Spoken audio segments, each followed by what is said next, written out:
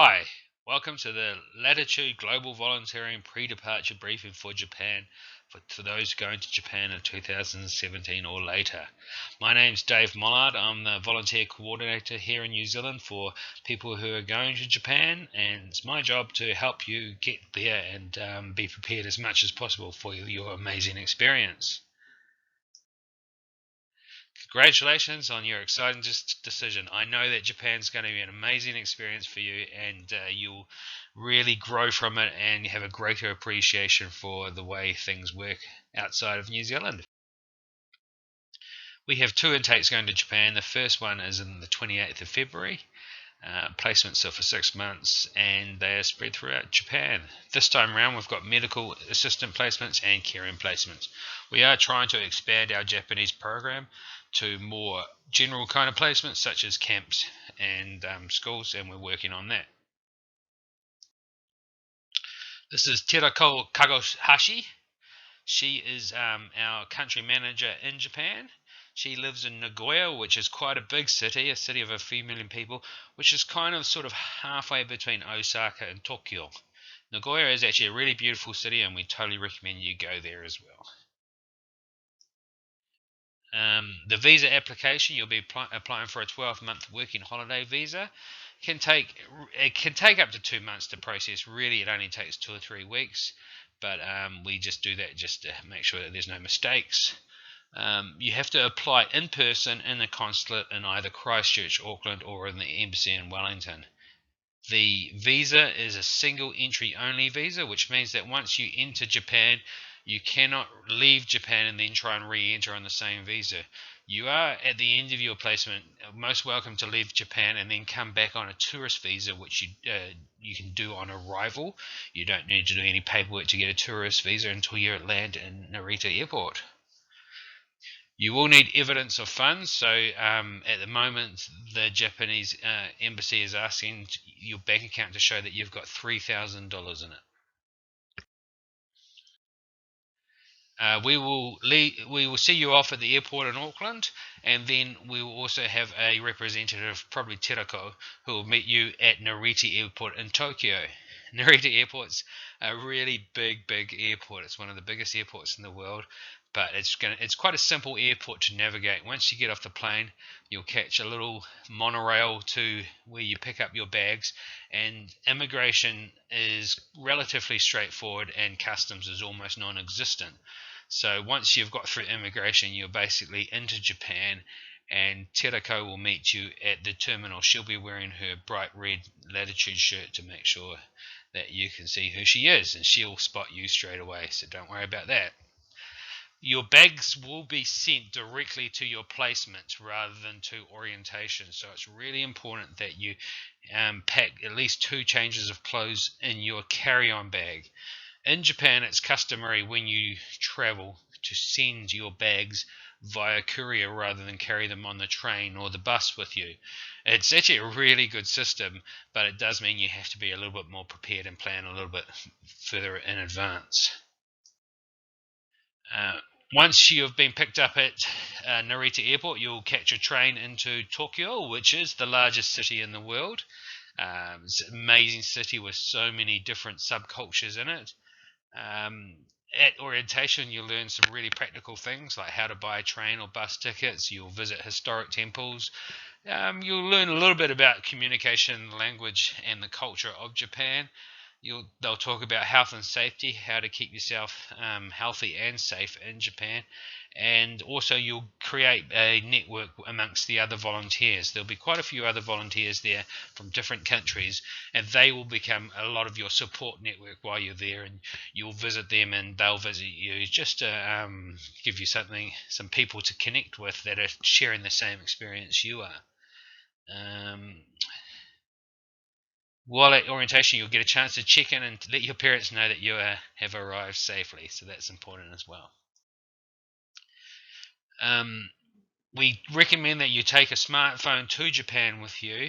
Make sure that it has a SIM card that is it is a broken cell phone, which means that it's unlocked. It's not tied to one specific supplier. You can do that in New Zealand at most phone retailers, they'll come and make sure that your phone is able to be used in Japan.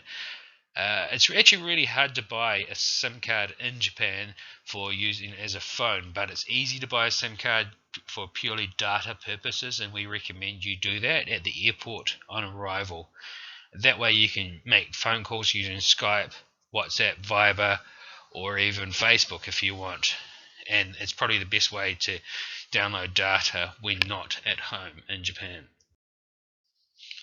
Okay, so the internet, despite Japan being a really highly modern, technologically advanced society, they still have like little things that are quite difficult to navigate around, such as free Wi-Fi.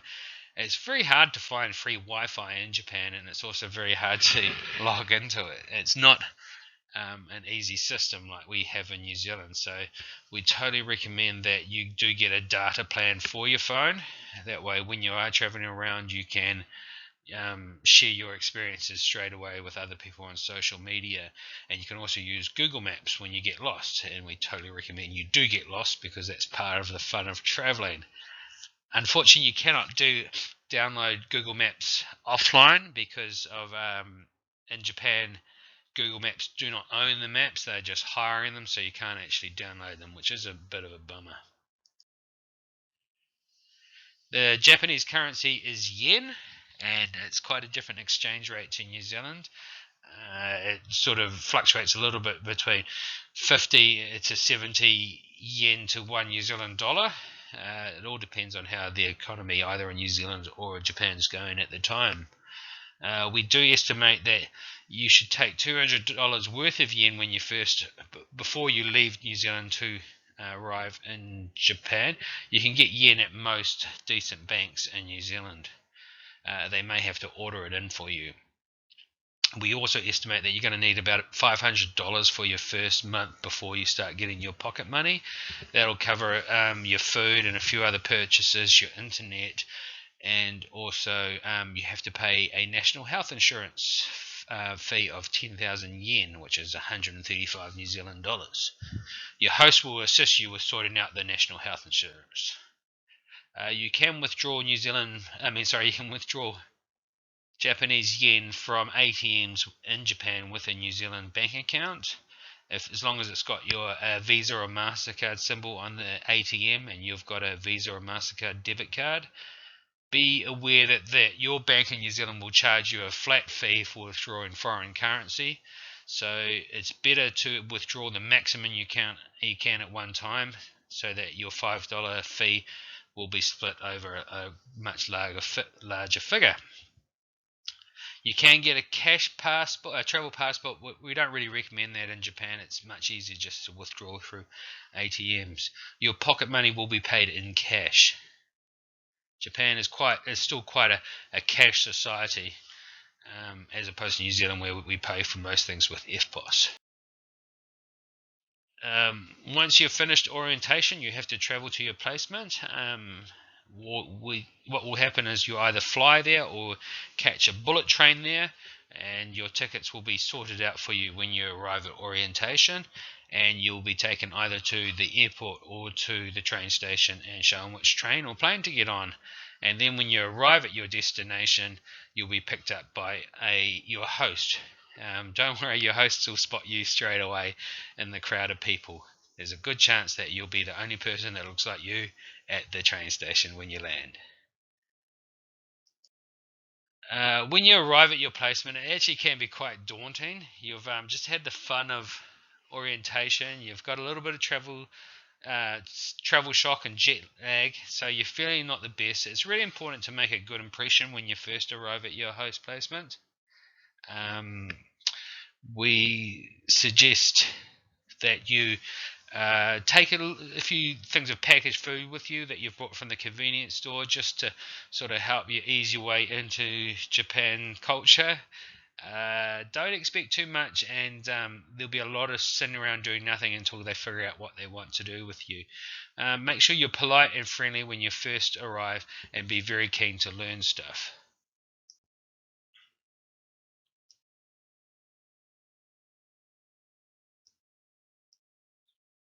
Work uniforms will be provided at your placement, and the laundry situation will be explained to you once you get there. It will be cold when you arrive, so make sure you do pack some thermals that you can wear underneath your uniform. And we suggest that you dress a little bit more formally than you would in New Zealand, particularly in a work situation. From November to March, it is winter, so there will be snow on the hills, and most non-coastal areas will experience snowfall during this time. So definitely go ahead and enjoy the snow. It's a lot of fun, and have a great time. In July through to August, it's very hot and humid, particularly in the northern part of Japan, around Tokyo, Tokyo and further north, and especially once you get inland, it gets very hot there. Japan can be a very difficult country to pack for. I recommend that you pack for the season you're arriving in, and then you can buy more clothes in Japan for the season that happens later on. Clothes in Japan are very cheap, so don't be afraid to buy some over. One of the great experiences of Japan is the food. Japanese food is an amazing, and it's a very unique way of looking into Japan culture. We recommend that you try everything at least once, even if you're a little bit unsure. Please do try it. When you're visiting with hosts, they will put on a special banquet meal for you. It's really important that you try all the food that's provided for you, and even if you don't like it, maybe you could pretend you do like it so that you avoid offending anyone. Remember that as a guest, they're providing you with quite nice food, and they want to impress you and they want to share their culture with you. However, your day-to-day food that you eat probably be a lot more mundane. You'll either be cooking it yourself or you'll have it supplied for you. But yeah, most day-to-day food is very mundane, and it could be like miso soup and rice, which is very common. Western food is available at almost all the konbini stores. A konbini store is a transliteration for convenience store. So the 7-Elevens or your Lawson stores have lots of bakeries in them and chocolate and things like that. It is different to what we have here in New Zealand. The bread is a lot sweeter and they don't have brown bread. But also remember, it is cheaper to eat like a local. So Japanese food is always going to be cheaper than Western style food. So try and save your money by buying Japanese and cooking Japanese food. When you're in Japan, it's a really good experience to eat out. Uh, you can go to McDonald's. We do recommend that from time to time because sometimes you just want to know what you're going to get before you order it. But you do actually know what you're going to get before you order in Japan, because the menu will either have photos of what the food is you're going to order, or they'll have plastic food displays which look very realistic in the window, so you can walk past the restaurant and see what they sell, and they'll even have the price of it on the window display. Some restaurants you don't even have a waiter to serve you. You can order through a touch screen that menu. Vending machines are a really cheap way to eat. One of the great experiences in Japan is to get a hot cup of ramen or noodles that cost 100 yen at a vending machine. Definitely go to the konbini stores. Table manners are a little bit different in Japan. You will notice a lot of people sniffing and slurping, but blowing your nose is not okay. So it's okay to sniff or slurp when you're eating your noodles, and sometimes people are going to smoke at the table too. So be aware that if you have a real problem with smoking, try and sit as far away from the smokers as possible. Of course, when you're in a group situation, I do recommend you are the last person to sit down. That way you won't offend anyone, because the seating arrangements for Japanese culture are quite complex, very hard to explain. Wait till someone tells you where to sit. You'll eat a lot of food with chopsticks. So they're called hashi in Japan.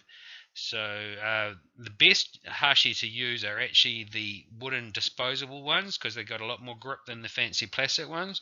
So if you have a choice, always get the wooden ones. They're a lot easier to eat with. There are some rules about eating with chopsticks. First one is you do not transfer food from your chopsticks to another person's chopsticks. The only time things are transferred in that way is at a funeral, so there's lots of symbolism there that you're not allowed to do. Also, you shouldn't point with your chopsticks, and you shouldn't poke your chopsticks into your rice and leave them standing up in your rice. But be adventurous, and also remember, don't panic about all these rules. Because you are a gaijin or a foreigner, there is some expectation that you won't understand the rules and you will break them. The Japanese language is a very rich language, but it's also quite a simple language to learn. So we do recommend that you learn as much as possible before you go to make your experience a lot better, because a lot of Japanese people won't be able to speak English. Most Japanese do learn English in school, but they learn grammatical English, so they can probably read it better than they can speak it.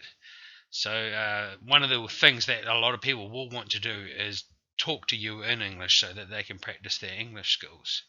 But definitely do learn as much Japanese as possible, and the Japanese themselves will really appreciate it if you do. I suggest you set yourself a goal of learning 5 new words per day, or even 1 phrase per day. In terms of the written language, it's very complex, as there's 3 different kinds of symbols within the language. There's hiragana, katakana, and kanji. And so I don't recommend that you get too involved in that. I'd rather you focus on the spoken language. But definitely do find out the symbol for male and female so that you know which toilet to go to. Japan is an incredibly different culture to New Zealand. Almost everything they do is different. But so enjoy the differences and really jump in and experience them as much as possible. Remember that their cultural norms have been established over thousands of years, so what you see as weird is just standard and normal to them. And in Japan, the social constraints of having lots and lots of people living in a very small country has meant that these cultural norms have been established, and the reason they've been established is to make sure that people don't offend each other. So it's very important to be polite and do the right thing. Because of this, Japanese people often don't tell you their thoughts because that could possibly offend you. You will have to ask them appropriately and politely what they're really thinking, and vice versa. When they ask you what you're thinking about something, they actually really don't necessarily want you to be honest with them. They want you to say, yeah, it's wonderful, I'm really happy. So that's an awkward situation, but if you're aware of it, you'll understand it more. It's also there's a high expectation of work ethic in Japan. Now, what they call work ethic and what we call work ethic are quite different things. In Japan, work ethic means being at work for a long time and doing everything your boss says to you. So that's different to New Zealand, where we consider work ethic working really hard while we're at work, not necessary for a long time. So there is a few subtle differences there. Politeness is expected, so a good approach is to observe what is going on around you carefully and follow suit whenever possible. At work, ensure you know the chain of command. What this means is that you know who your boss is, and who your boss's boss is, and you can't go to your boss's boss without going through the person immediately above you. And no decisions will be made at a bottom level. They have to go right through to the top to make a decision on things. So don't try and change things, just go with the flow. So in Japan, it's not always a good idea to show too much initiative. It's better to wait and to be told what to do. That's the opposite of the way we do things in New Zealand, because the structure of their society means that the boss is the person that has to initiate change, so they don't want you at the bottom to be trying to initiate change. If you try, it could cause issues. Okay, health and safety in Japan. Japan is a very safe country, but there are some issues. First of all, traffic. Obviously, there is a lot more cars on the road, and so you can't jaywalk. You have to cross at the pedestrian crossings only when it says you can. There is a culture of drink driving, and oh no, sorry, I shouldn't say that. There is a culture of drinking in Japan, so never enter a car where the driver has been drinking. They are really strict on drink driving, so there's a zero tolerance. You're not allowed to drink anything at all in Japan when driving, but it's still occasion it does happen, so be aware of it. It does have a low crime rate, but obviously, don't. There is still crime there, so make sure you don't walk alone after dark. Use common sense. Don't carry all your cash in your pocket. Make sure you hide some of your cash at home. In terms of animals that are dangerous, they do have snakes in summer, and they sort of hang around rice paddies, but they are very rarely dangerous. Public transport. One of the great things about Japan is a very well organized train system, and they're the most common mode of transport. With trains, you buy your ticket before you embark upon your train journey, and you'll get there'll be a machine where you can enter where you are and where you want to go, and then the computer will tell you how much it'll cost. You enter your money, and you'll get a ticket. You have to use that ticket to get through the doors at the train station and also out the doors at the train station at the other end. Buses, when you get on a bus, usually you get on and you pull off a slip of paper to say what station you got on it, and then when you get off, you pay depending on how far you've been on the bus. There's a screen at the front of the bus that will tell you how much you have to pay. And sure, when you are on the bus, you have lots of small change because most buses will not give you change. You can catch taxis, but they are expensive, so we don't recommend you do that. Often a really good way to get around Japan cities is on bikes, and your placements will have bikes you can use. They'll be sort of old-fashioned bikes, but actually they're really convenient and well designed for biking in Japan with a little basket on the front for your stuff.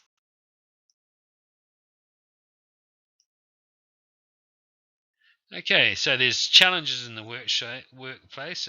Medical placements can be quite confronting at first. So obviously you're going to be doing a whole bunch of stuff with patients, and people have issues. Working with special needs people is also quite confronting, and it's just something that you're going to have to deal with, and you're going to have to make sure that you have boundaries and that you know when enough is enough and you can move away from that situation.